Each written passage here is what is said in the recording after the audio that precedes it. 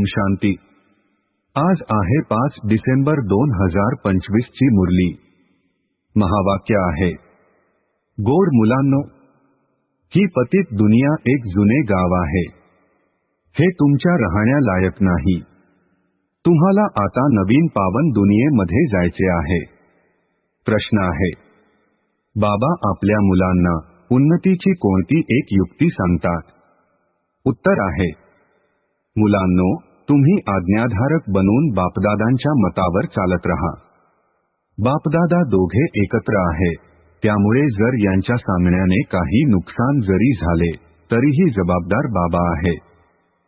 सर्व काही ठीक करतील। तुम्ही स्वतःचे मत चालवू नका, शिवबाबांचे मत समजून चालत रहा तर खूप उन्नती होईल।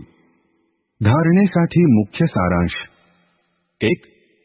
बंधन तोडण्याची युक्ती रचायची आहे। बाबांवर मनापासून प्रेम करायचे आहे। सर्वांना बाबांचा संदेश देऊन सर्वांचे कल्याण करायचे आहे। 2.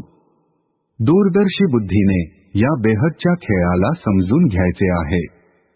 गरिबापासून राजकुमार बनण्याच्या अभ्यासावर पूर्ण लक्ष द्यायचे आहे। बाबांच्या आठवणीचा खरा चार्ट अर्थात हिशोब ठेवायचा आहे।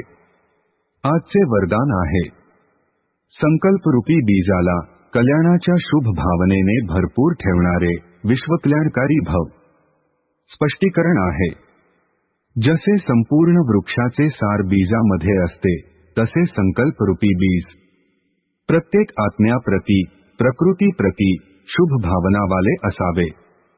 सर्वांना बाप समान बनविण्याची भावना, दुर्बलांना बलवान बनविण्याची, दुःखी शांत आत्म्याला सदा सुखी शांत बनविण्याच्या भावनेचा रस अथवा सार प्रत्येक संकल्पामध्ये भरलेला असावा। कोणतेही संकल्परूपी बीज या सार विना अर्थात व्यर्थ असू नये।